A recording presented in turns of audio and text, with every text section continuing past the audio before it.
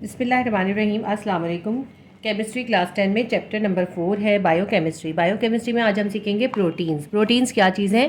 Proteins भी organic compound है। Protein ऐसे ऑर्गेनिक कंपाउंड है जिसमें कार्बन ऑक्सीजन के साथ हाइड्रोजन भी होते हैं और बहुत कम वेरी रेयरली सल्फ़र और फॉस्फोरस भी होते हैं। ठीक है, तो they are the nitrogenous macromolecule. Protein कैसे मॉलिक्यूल्स हैं? मैक्रो मतलब होते हैं बड़े, और नाइट्रोजनस मतलब ये ऐसे मैक्रो मॉलिक्यूल हैं, ऐसे बड़े मॉलिक्यूल हैं जिनके अंदर नाइट्रोजन पाई जाएगी। ठीक है, ये ऐसे ऑर्गेनिक कंपाउंड हैं जिनमें nitrogen, oxygen, hydrogen and carbon और सल्फर और फॉस्फोरस भी हो सकता है। सल्फर और फॉस्फोरस जो होता है वो वेरी रेयरली पाया जाता है, इसके अंदर बहुत कम पाया जाता है। अच्छा, एक जो इम्पॉर्टेंट बात है, प्रोटीन जो होते हैं वो पॉलीमर्स हैं। पॉलीमर्स क्या चीज़ होते हैं? जो बड़े मॉलिक्यूल होते हैं उनको कहते हैं पॉलीमर्स। तो ये बड़े मॉलिक्यूल जो होते हैं ये छोटे छोटे मॉलिक्यूल से मिलकर बने होते हैं जो कहलाते हैं मोनोमर्स। तो ठीक है, proteins are the macro molecules form of simple unit called monomers. किससे मिलकर बने होते हैं? ये छोटे छोटे यूनिट से मिलकर बने होते हैं जिन्हें कहते हैं मोनोमर्स। प्रोटीन की फॉर्मेशन कैसे होती है? प्रोटीन जो फॉर्म होते हैं वो अमाइनो एसिड से बनते हैं। बहुत से अमाइनो एसिड जो होते हैं आपस में पेप्टाइड बॉन्ड बनाते हैं। उन पेप्टाइड बॉन्ड बना के आपस में ज्वाइन होते हैं और प्रोटीन बना लेते हैं। नेचर के अंदर 20 अमाइनो एसिड जो हैं वो डिस्कवर हो चुके हैं, जिसमें से 10 जो है इसेंशियल्स हैं और जो बाकी के 10 हैं वो नॉन इसेंशियल्स हैं। ठीक है, तो ये जब अमाइनो एसिड्स आपस में ज्वाइन होते हैं पेप्टाइड बॉन्ड के ज़रिए तो वो प्रोटीन बनाते हैं। तो अमाइनो एसिड जो है प्रोटीन का क्या है? बिल्डिंग ब्लॉक है। क्या चीज़ है? Building block. जैसे आप कोई वॉल बनाते हैं, वॉल बनाने के लिए आप ब्लॉक्स को ज्वाइन करते हैं। जब ब्लॉक्स आपस में ज्वाइन होते हैं तो वॉल बनती है। इसी तरह जब ये अमाइनो एसिड आपस में ज्वाइन होते हैं एक मखसूस तरीके से तो फिर प्रोटीन बन जाते हैं। ठीक है, तकरीबन कितने, मैंने आपको बताया कितने अमाइनो एसिड्स हैं? 20 डिस्कवर हो चुके हैं, जिसमें से 10 इसेंशियल हैं और बाकी 10 जो है वो नॉन इसेंशियल हैं। अच्छा, अमाइनो एसिड खुद होते क्या हैं? Amino acid by functional compound होते हैं। बाई फंक्शनल कंपाउंड का मतलब है जिनमें दो फंक्शनल ग्रुप पाए जाते हैं। They contain 2 functional group. अब इनमें कौन से 2 फंक्शनल ग्रुप पाए जाते हैं? इनमें एक फंक्शनल ग्रुप पाया जाता है अमाइन यानी NH2, और दूसरा फंक्शनल ग्रुप पाया जाता है इसमें कार्बो ऑक्साइल ग्रुप। कार्बो ऑक्साइल के ग्रुप कह लें या कार्बो ऑक्सैलिक एसिड। ठीक है, इन दोनों के मिलने से अमाइनो एसिड बनते हैं और फिर अमाइनो एसिड के मिलने से प्रोटीन बन जाता है। अमाइनो एसिड का जनरल फार्मूला क्या होता है? अमाइनो एसिड का ये जनरल फार्मूला ये कैसे बना है मैं आपको बताती हूँ, क्योंकि अभी हमने बताया कि अमाइनो एसिड कैसे बनते हैं जिसमें अमाइन ग्रुप और कार्बोऑक्साइल ग्रुप होता है। तो कार्बन है, कार्बन के एक वैलेंसी के साथ हाइड्रोजन अटैच है और दूसरी वैलेंसी के साथ एल्काइल रेडिकल अटैच है, और तीसरी वैलेंसी के साथ ये कार्बोऑक्सैलिक एसिड है, और चौथी वैलेंसी के साथ ये अमाइन ग्रुप है। ठीक है, NH2 का ग्रुप है। तो जब ये सब आपस में इस तरह करके ज्वाइन हो जाते हैं तो ये एक हमारा अमाइनो एसिड बन जाता है। ये R जो है एल्काइल रेडिकल कौन सा है? ये एल्काइल रेडिकल जो है ये एल्केन से बनता है। जब एल्केन के पास एक हाइड्रोजन रिलीज हो जाता है तो उसमें से उनके पास एक फ्री रेडिकल होता है, इसीलिए इसको एल्काइल रेडिकल कहते हैं। उस फ्री रेडिकल के साथ ये मुख्तलिफ फंक्शनल ग्रुप अटैच होते हैं और मुख्तलिफ चीज़ें बनती हैं। तो जब एल्काइल रेडिकल के साथ ये 2 ग्रुप अटैच होंगे तो क्या बन जाएगा? कौन से 2 ग्रुप अटैच होंगे? कार्बोऑक्सैलिक एसिड और अमाइन ग्रुप। ये 2 ग्रुप जब एल्काइल रेडिकल के साथ अटैच हो जाएंगे तो वो बन जाएगा अमाइनो एसिड। अच्छा, एक इंटरेस्टिंग बात ये है कि जो मुख्तलिफ अमाइनो एसिड हैं हर अमाइनो एसिड का एल्काइल ग्रुप अलग होता है। ये नहीं होता कि मुख्तलिफ अमाइनो एसिड अगर हम बना रहे हैं या मुख्तलिफ अमाइनो एसिड बन रहे हैं तो उसमें एक ही एल्काइल रेडिकल होगा। ये डिफरेंट एल्काइल रेडिकल होता है, और एल्काइल रेडिकल हम पढ़ चुके हैं। मिथाइल रेडिकल होता है, इथाइल होता है, पेंटाइल होता है, हेक्साइल होता है। ये सब आप पढ़ चुके हैं ना, पीछे प्रीवियस चैप्टर में हम ये एल्काइल रेडिकल का पूरा बहुत अच्छे से डिस्क्राइब कर चुके हैं। अगर आपने नहीं देखा तो आप प्रीवियस चैप्टर में formation of alkyl radical from alkane, इसकी वीडियो आप सर्च कर लीजिएगा, उससे आपको ये समझ में आ जाएंगे एल्केन्स का और एल्काइल रेडिकल का। तो अब ये आपको समझ में आ गया कि ये जो अमाइनो एसिड है इसके अंदर इसका जनरल फार्मूला इस तरह से है। एल्काइल रेडिकल होगा और इसमें कार्बन के साथ जो है एक कार्बोऑक्सैलिक ग्रुप होगा और दूसरा अमाइन ग्रुप होगा। अमाइनो एसिड जो है आपस में किस तरह कंबाइन होते हैं ये बहुत इंटरेस्टिंग होता है। इनकी सेटिंग इस तरह से होती है कि 2 अमाइनो एसिड के मॉलिक्यूल आपस में आमने सामने आते हैं। तो इस तरह आमने सामने आते हैं कि इस एक का कार्बोऑक्सैलिक ग्रुप दूसरे के अमाइन ग्रुप के सामने आता है, तब जाके इनके दरमियान जो है बॉन्ड की फॉर्मेशन होती है। जो इन दोनों फिर उन दोनों मॉलिक्यूल के दरमियान जो बॉन्ड बनता है वो कहलाता है पेप्टाइड बॉन्ड। कि बॉन्ड फॉर्मेशन कैसे होती है वो मैं आपको करके दिखाऊंगी।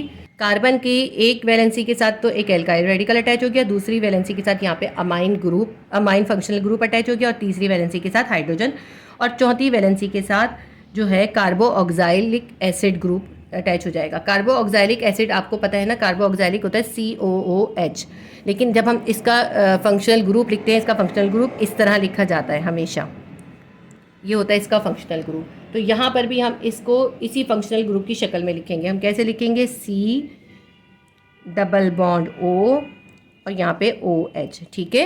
ये हमने इसका फंक्शनल ग्रुप को जिस तरह फंक्शनल ग्रुप एक्सप्रेस किया जाता है उस तरह एक्सप्रेस करा है। ये एक पूरा एक अमाइनो एसिड का एक मॉलिक्यूल बन गया। जब एक मॉलिक्यूल दूसरे मॉलिक्यूल के सामने किस तरह आएगा, ये जो इसका ये इसको आप ये देखिए,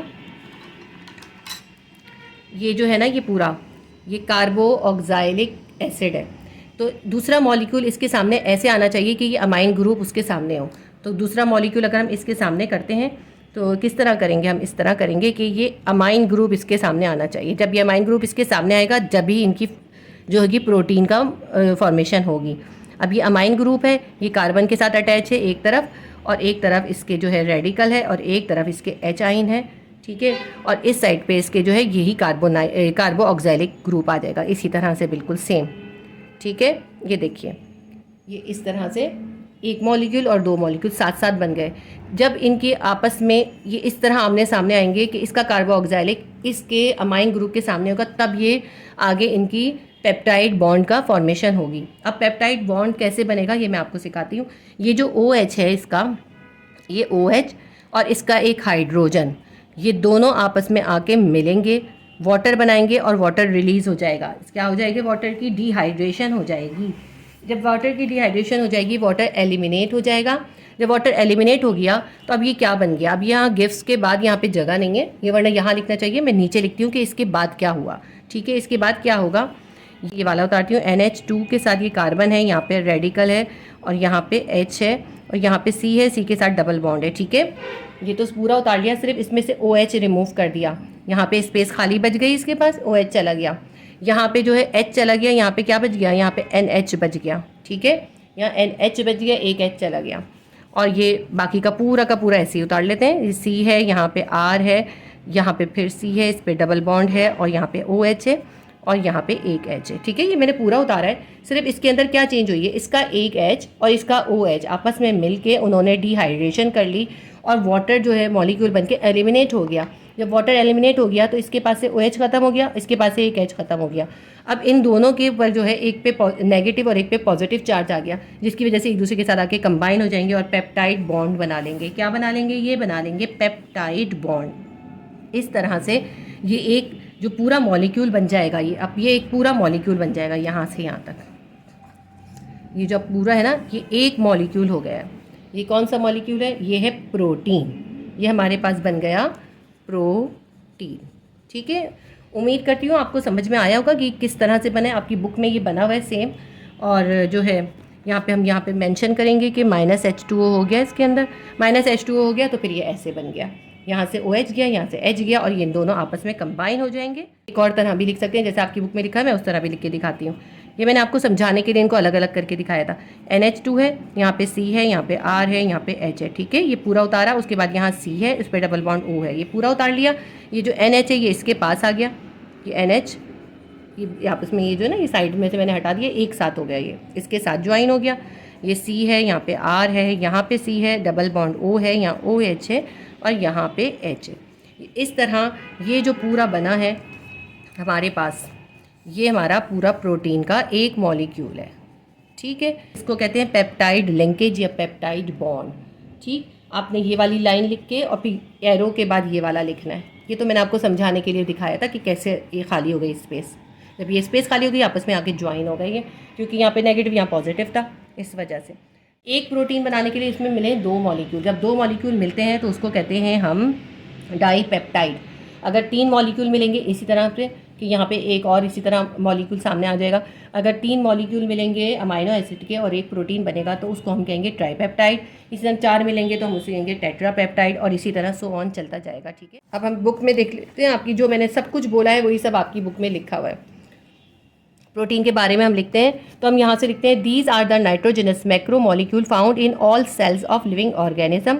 protein have central position in architecture and function of living matter.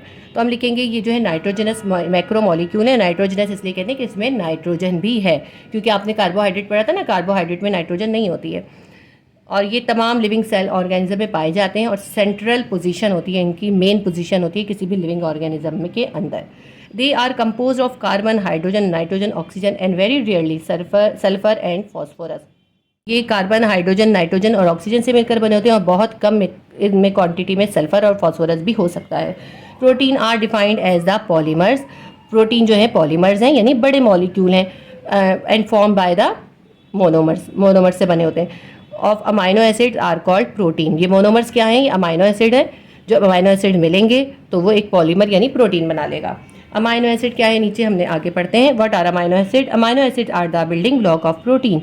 Amino acid जो है वो बिल्डिंग ब्लॉक है प्रोटीन का। They are bifunctional compound and contain basic amino group and acidic carboxyl group. क्योंकि ये जो है बाई फंक्शनल कंपाउंड है, क्योंकि इनके अंदर एक बेसिक कंडीशन वाला अमाइनो ग्रुप होता है और एसिडिक कंडीशन वाला क्या होता है? कार्बोऑक्साइलिक ग्रुप होता है या कार्बोऑक्साइलिक एसिड होता है। तो इसीलिए इनका नाम है ना अमाइनो एसिड। ये अमाइनो से अमाइनो हो गया और कार्बोऑक्साइलिक एसिड से यहाँ एसिड आ गया। इस तरह अमाइनो एसिड बन गया। ठीक है, अमाइनो एसिड, इसका एसिड आया, इसका अमाइनो आया। Up to 20 amino acid have been found in nature. तकरीबन 20 जो है नेचर में डिस्कवर हो चुके हैं। 10 are essential and 10 are non essential. Body can only synthesize non essential 10 amino acid. हमारी बॉडी जो होती है वो सिर्फ 10 जो होते हैं नॉन इसेंशियल वाले अमाइनो एसिड को ही सिंथेसाइज कर सकती है। इसका जनरल फार्मूला क्या है? इसमें जनरल फार्मूला क्या है? यहाँ एल्काइल रेडिकल है, इधर कार्बन है और फिर उसके साथ कार्बन की एक वैलेंसी के साथ कार्बोऑक्साइलिक ग्रुप अटैच है, एक वैलेंसी के साथ हाइड्रोजन अटैच है और एक वैलेंसी के साथ बेसिक अमाइनो ग्रुप अटैच है। ये एसिडिक है और ये बेसिक है, इसीलिए अमाइनो एसिड इसका नाम है। यहाँ पे आर जो है यही इन्होंने डिस्क्राइब करा है। आगे जो मैंने सब बोला है यही सब इसमें लिखा हुआ है। इसकी जो है R is the chain of the carbon atom during the condensation of amino acid. जब अमाइनो एसिड की कंडेंसेशन होती है, जो आपस में दो अमाइनो एसिड के मोनोमर्स मिलते हैं तो उसको कहते हैं condensation. OH of carboxyl group and 1 H of amino acid. Amino का एक H और इसका एक OH, ये आपस में मिलके क्या करते हैं? Are combine and eliminate as water. ये आपस में मिलके वाटर बना लेते हैं, वाटर मॉलिक्यूल बनाते हैं और एलिमिनेट हो जाते हैं, पानी निकल जाता है। Thus a new linkage is form between 2 amino acid unit known as peptide. इस तरह से दो जो है अमाइनो एसिड के यूनिट के दरमियान में एक नया बॉन्ड बन जाता है जिसे कहते हैं पेप्टाइड लिंकेज या peptide bond. Due to this linkage protein is form. और इससे क्या नई चीज़ बनती है? वो बनती है प्रोटीन। ये जो इसके अंदर बना हुआ है ये पूरा मैंने अभी आपको बनाकर दिखाया है, वो सेम चीज़ है। प्रोटीन में कंटेन 60 to 60,000 अमाइनो एसिड। में इन्होंने कहा है प्रोटीन, एक प्रोटीन बनाने में 60 से लेकर 6000 तक अमाइनो एसिड के मॉलिक्यूल मिल सकते हैं तो प्रोटीन बन जाते हैं मुख्तलिफ किस्म के। एक protein molecule form with 2 amino acid is termed as dipeptide. तो ऐसा प्रोटीन जो कि 2 अमाइनो एसिड के मॉलिक्यूल से मिलके बना होता है या 2 अमाइनो एसिड के मोनोमर्स से मिलके बना होता है वो कहलाते हैं डाईपेप्टाइड, और जो 3 से बनता होता है वो ट्राईपेप्टाइड एंड सो ऑन। इसी तरह generally molecular weight of protein ranges from 43,000 till 50 million Dalton's. तो प्रोटीन की रेंजेस जो है 40, इसका वेट जो हो सकता है वो 43,000 से 50 मिलियन तक हो सकता है। आपका जो है पूरा टॉपिक अमाइनो एसिड और प्रोटीन का कवर हो गया। उम्मीद करती हूँ आपके लिए हेल्पफुल रहा होगा। और इसके जो आगे है, इसके आगे प्रोटीन के सोर्सेज हैं वो तो बहुत आसान सी हैं, वो आप इजीली कर सकते हैं। उम्मीद करती हूँ आपको ये समझ में आया होगा। अगर आपके लिए हेल्पफुल रहा है तो प्लीज़ वीडियो को लाइक कीजिए, शेयर कीजिए और सब्सक्राइब कर लीजिए अगर नए हैं तो। अल्लाह हाफिज़।